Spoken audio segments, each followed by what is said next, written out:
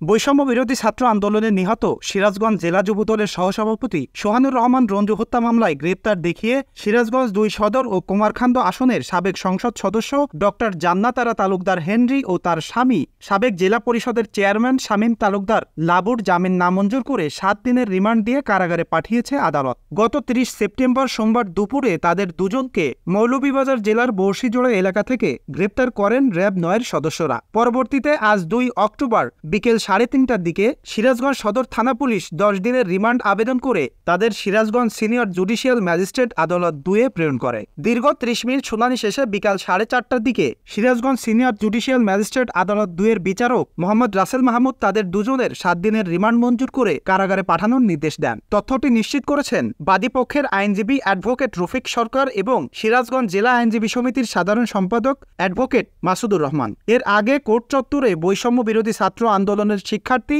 এবং বিএনপির বিভিন্ন নেতাকর্মীরা উপস্থিত থেকে সাবেক এমপি এবং তার স্বামীর ফাঁসির দাবিতে উত্তাল হয়ে ওঠে।